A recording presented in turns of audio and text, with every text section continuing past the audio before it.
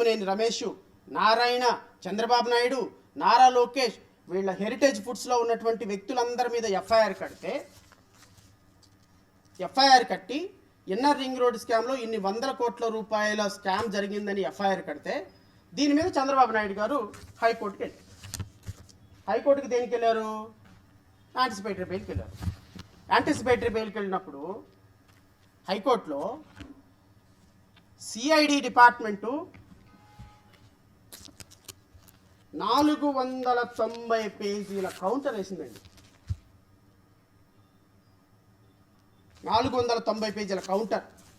ఈ కౌంటర్లో ఏ విధంగా మాస్టర్ ప్లాను మాడిఫై అయింది, ఏ విధంగా వీళ్ళు భూములు కొనుక్కొని హెరిటేజ్ లింగమనేని ఆస్తులు పెంచుకున్నారు, ఏ విధంగా ఈ రాష్ట్రంలో ప్రజాధనం మిస్యూజ్ అయింది, అసలు చంద్రబాబు నాయుడు, నారా లోకేష్ బెయిల్కి అర్హత లేదు, వీళ్ళని అరెస్టు చేయాలని ఏపీసీఐడి 16/10/2023లో 500 పేజీల కౌంటర్ వేసింది. దీంట్లో ఈ కౌంటర్ మొత్తాన్ని నేను చదవలేదు కానీ సమన్ సబ్స్టాన్స్ ఏందో నేను చెప్తా.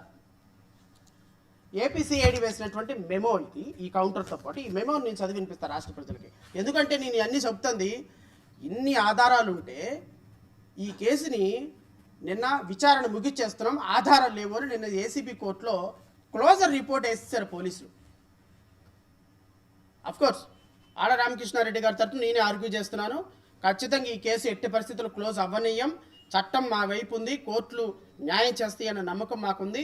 సుప్రీంకోర్టు వరకైనా వెళ్ళి ఇన్నర్ రింగ్ రోడ్ కేసులో హెరిటేజ్ సంస్థని, లింగమనేని రమేష్ని, చంద్రబాబు నాయుడిని, నారా లోకేష్ని, మంత్రి నారాయణని ఎవరిని వదిలే ప్రసక్తే లేదు. నిన్న ఆర్గ్యుమెంట్ జరిగింది, నెక్స్ట్ వీక్ మళ్ళీ ఆర్గ్యుమెంట్ వస్తుంది.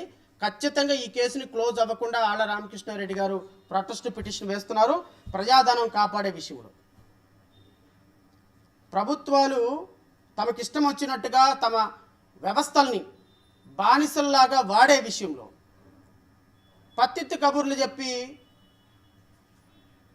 ఫ్లైట్ ఎక్కి పారిపోయే వాళ్ళ విషయంలో చాలా చాలా జాగ్రత్తతో ఉండండి ప్రజలారా, ఇది వీళ్ళ నిజ స్వరూపం అని చెప్పాలని మాత్రమే ఈరోజు ప్రెస్ మీట్ పెట్టాను. ఇన్ని ఆధారాలు ఉంటే ఏపీసీఐడి కేసుని క్లోజ్ చేసింది అంటే అదే నీ మీద నా మీద క్లోజ్ చేస్తారా?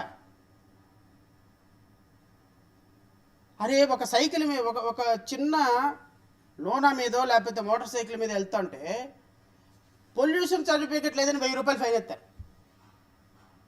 Sir sir sir sir sir sir డబ్బులు లేవు సార్ వదిలేయండి సార్ పోలీసులు అంటే చట్టానికి న్యాయానికి జరిగిన ఈ సంగ్రామంలో పాడుపడతాడు పోలీస్ ఆఫీసర్. ఈరోజు అంబటి రాంబాబు గారిని చూసా నేను, నడవటానికి వీల్లేదు అంటున్నాడు. మరి వేల మంది ఇళ్ల మీద పడినప్పుడు పోలీసులు ఏం చేస్తున్నారు అంటే పోలీస్ వ్యవస్థ కూడా ఈరోజు ఇలా పనిచేస్తుందని ఒక బాధ. అల్టిమేట్గా ఈరోజు మొన్న సంజయ్ ఉన్నా, పివి సునీల్ కుమార్ ఉన్నా, యాతి ఇంకొక ఆయన ఉన్నా అల్టిమేట్గా సార్ రేపొద్దున ప్రభుత్వాలు మారినప్పుడు మిమ్మల్ని రక్షించేది ఈ ప్రొసీజరే సార్.